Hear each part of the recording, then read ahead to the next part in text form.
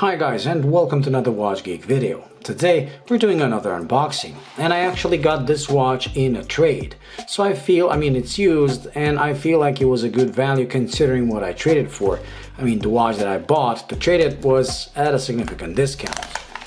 Now this is a watch I haven't seen too many times on YouTube. Actually, I've only seen promotional videos and one guy unboxing and playing with it. So let's see it. Ah, great. So it's in another envelope. Sorry, I have to move this.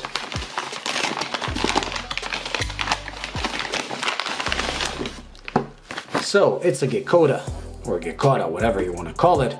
It's a micro brand from Watch Gecko, and Watch Gecko is most famous for their straps, and they even made some high quality bracelets for Seiko watches like the Alpinist and the SKX. So this is their take on a dive watch. So let's open it. This one is called the S01, and I believe it's a bit of an older model, although they do have a new one. This is the older version. So let's open this.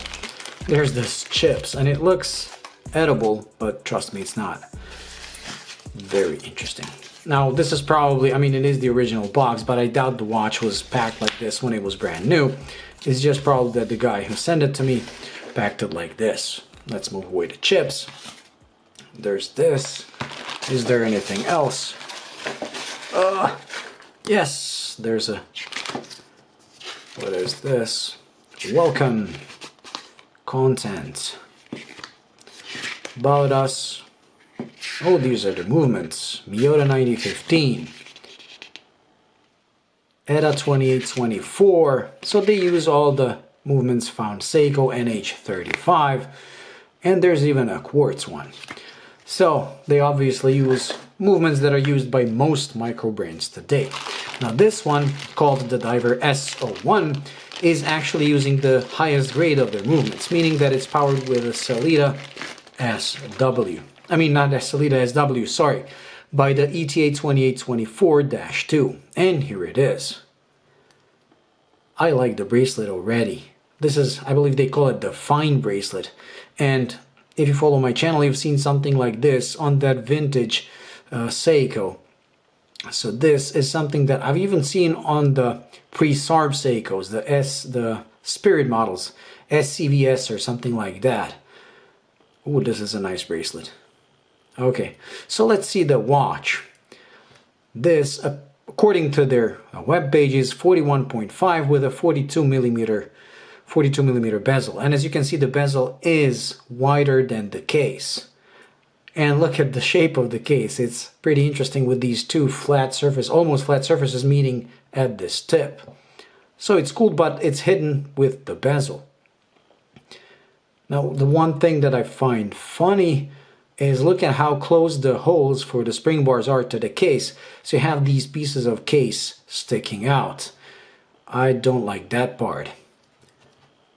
And it seems the bracelet has hollow end links. Now, there is a newer version of this watch that comes on a Jubilee bracelet, and I believe that one comes with solid end links, but I don't know. The clasp is pretty well done. It's machined, polished, and a butterfly, so it's pretty much hidden when you close the bracelet. The case back, as you can see, is simple, it's polished. Now, I believe this one was something like a limited edition or something like that. I don't know. Now, let's see the bezel. The bezel seems to be aluminium. The crystal, I know, is sapphire with underside AR, just the way I like it. And the numerals are incredibly large, which makes them very legible. They're filled with superluminova, but as you can see, they're also framed, chrome framed or metal framed, so they do catch the light. And the hands are done in the same way. So it's a pretty simple dial. There is no date. I always like that on a dive watch. Let's try the bezel action.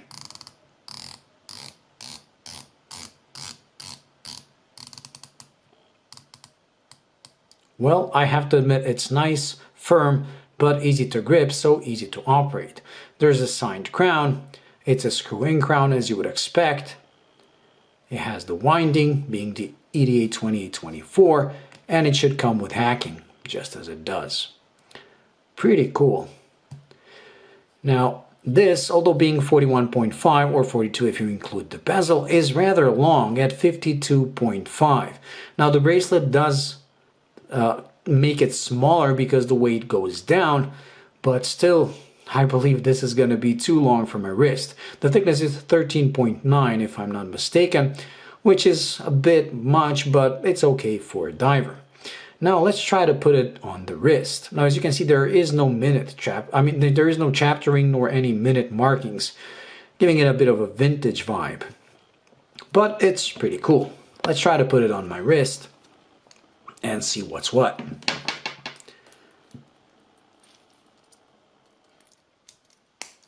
The bracelet is a bit large on me, as I would expect. And here it is on my 6.7 inch wrist. And as you can see, it's borderline too long with its pretty long lug to lug. And I really don't like the way the lugs stick out. And they stick out because my wrist is smaller, so the bracelet goes right away down and they continue going outwards. That's a pretty weird design choice. Now, I've seen on the pictures that even the new Jubilee bracelet has this problem, although it's slightly smaller. Now, these are priced currently at 495 British pounds, which is quite a lot in today's market because, like I said, an aluminium insert. It does have an 88-28-24, but hollow end links and an aluminium insert, I don't know. Maybe the new version has solid end links or something like that, but still, it's pretty expensive. Like I said, I got it in a trade, and I haven't seen many reviews of this, actually none. So I was like, why not? I got a pretty good deal, and I get a watch to review. So anyways, just as usual, stay tuned for the full review of this model, where we'll include some macro shots to see just how well those markers are done. But overall, I like the watch. I like the sunburst gray dial that matches the bezel, and it's a pretty hefty piece. It's pretty nicely shaped. The finishing seems okay. Like I said, the only problem I have with it is a very, very long lug to lug and the fact the lugs are sticking out. It's like they should have sheared them to be in one with the bracelet. It would have made the watch much more wearable and better looking, in my opinion, because as you can see, it's a pretty long watch. Anyways, I'll probably include a lume shot later on because I can't do it right now because it's bright sun, so even if I close my shades, it's not gonna do the same effect, but I'll probably input a lume shot right here somewhere in the video. Anyways, thank you for watching, and like I said, stay tuned for the full review. If you like this video, please do like and subscribe, and until the next video, bye.